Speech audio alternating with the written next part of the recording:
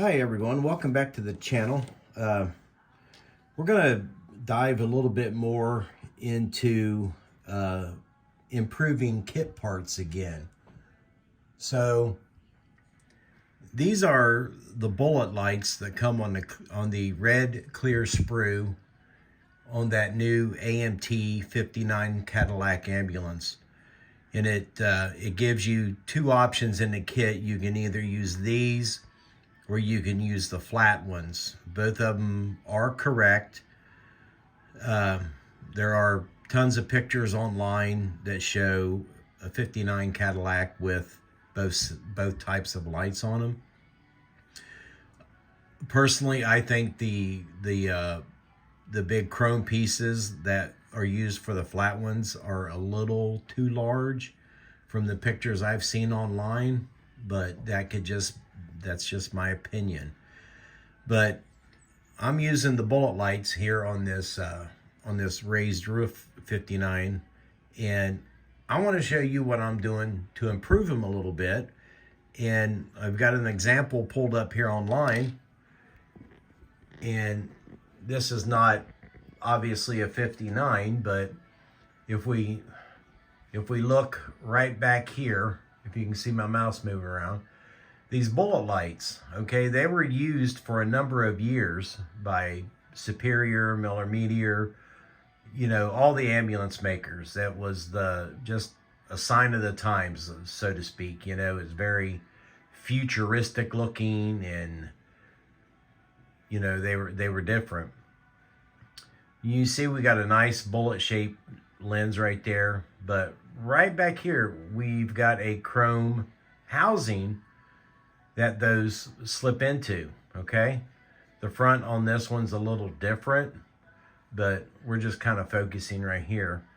And I kind of already done one set on this guy, and I think you can see they look a heck of a lot better than with just that red lens sticking up out there. Okay, looks more realistic, so to speak. So to get that, it's really easy. A piece of 7/32 tubing and your little red lens. See how that goes in there? Now, it's not a perfect fit. What you have to do is on your tubing, you have to open up the inside of this a little bit. And this is all I do. It just kind of spin that guy around in there.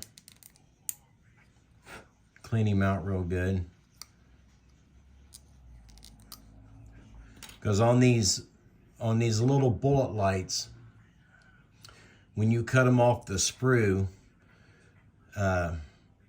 there is what's known as draft back here on the bottom edge, which means that it comes down and then it kind of flares out. When I was a machinist, we had to deal with casting draft all the time in molds for like cast iron housings and stuff like that had to be machined. The edges of them would always be kind of flared out a little bit, and sometimes it played havoc with trying to fit a piece into a fixture or something like that. But that is something that you want to take a look at, and if you have to, you know, just get that up there. I've already done this one, and just barely sand that little edge off. But what I'm doing is basically what I think most modelers know how to do is, you know, cut your tubing, just kind of run it around there. I'm trying to keep this one from flying off the table. There we go. Of course, it went all the way up underneath the model. So once you have your piece cut to a fairly short length, you want to start testing the fit.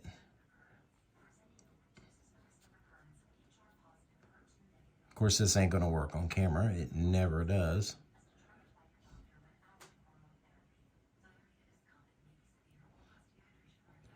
Okay. Then you want to kind of roll it, spin it in your fingers to make sure it's straight. You don't want one sticking up like that. You know, you want to try to keep it straight. But I've been working on one here, and I think I've got this one fairly good. And we don't want it all the way in there. Just kind of you want to get it started. This one's going crooked on me, so you got to take your time and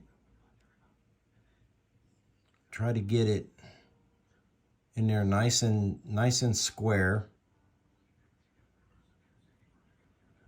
This one could probably be opened up a little bit more. See if we can do that real quick.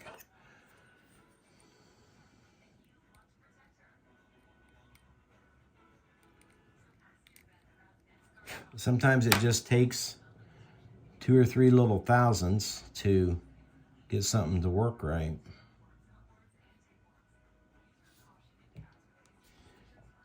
And like I said, you want to make sure it is square. It does take some fiddling. Okay, there we go. We're mostly square. No, we're not. Always want to spin it around. Spin that guy around, make sure it's in there right. But I'll get that one. What I'm doing is I have come up with a dimension of 150 thousandths that I want my housings to be. So this one right now, I've got it sanded down to 122 thousandths. So I need to sand a few more thousandths off of this, and all I'm doing, putting it on a sanding stick, holding my finger over it, a little bit of pressure, and just gently make some small circles with it.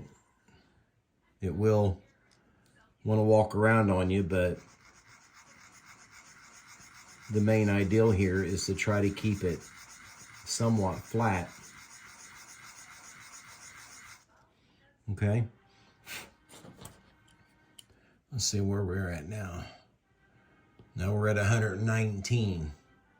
So we got about 4 thousandths to take off of this. And again, this is all subject to what looks right to you, okay? If you're doing this and you have one of them sanded down to 120 and the other one sanded down to 115, you know, more than likely you're not going to see that with the naked eye unless you have a magnifying glass. Like this one right here is 116. I'm going to call that good. We're going to go with that. And it's real close to that one, okay? So now I need to focus on trying to get that thing in there. And I'm going to say that's going to work for me right there. Maybe just a little bit more this way.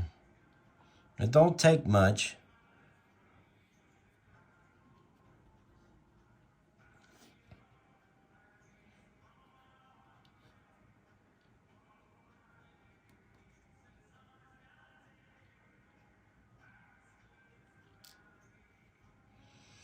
Sorry for fumbling around, guys. It's early in the morning.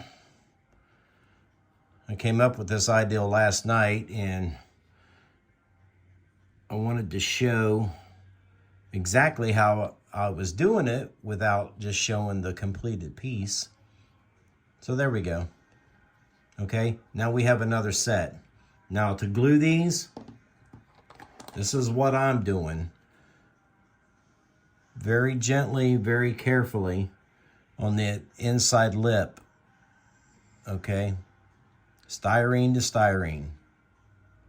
Just a little bit. And let that guy set. Let that guy set and dry up. Then after it's dry, I'm hitting mine with the Molotow pen, the liquid chrome. I don't even know if that's showing up. And, you know, it's your decision. You can use the Molotow, you can paint them silver, you can use bare metal foil and leave the back exposed so that when you go, if I can get this off of here, so when you go to glue them on, you've got good plastic to plastic, okay? Even though this is a resin. Take your time. Take your time, make sure they're even with each other in the front, you know, top to bottom, and kind of centered in that piece that is supposed to accept them. See that little round face right there? I don't know how good this is gonna work, but we're gonna try something. Here's one that I've got done. I've done the inside one first. I put my glue on there, and then I put it towards the edge of that plate, and that gives me plenty of room to glue the outside one to the outside edge of that plate, and it gives us a nice spacing right there. So we'll continue on. We'll get these two done, and then we will work on the 4 for the rear of it. So that is just another way to make your kit part look a little bit more realistic, and hopefully it will improve your model building and improve your skills on scratch building, which really this isn't scratch building, it's just, you know, utilizing some styrene and, you know, studying your parts and looking at what your kit gives you and what you can do to make it just that little bit much better. And basically that is all a model kit is it is a starting point, and it gives you the opportunity to improve. It gives you the opportunity to expand on it, you know, make things better. Just because a kit is good, that doesn't mean that it's perfect. You know, everybody, I think, that builds models knows that the kit is your starting point, and it gives you the opportunity to improve it in vast ways that if you just sit and think about it for a while, you know, you will come up with ways to do it. And just like drilling out these headlights, you know, that was easily done. Don't forget to search those bins at a model car show. I'm going to one Saturday, and I'm going to be all over those things again. And anybody is building this kit from round 2, you know, think about trying to improve your little pieces, just like we just did with these, like we did with this, like we did with the gurney. You know, it's all about just what can I do to make things look a little bit better. So guys, with that being said, thanks for watching, and I'm going to press on with this, and I will see you in the next video.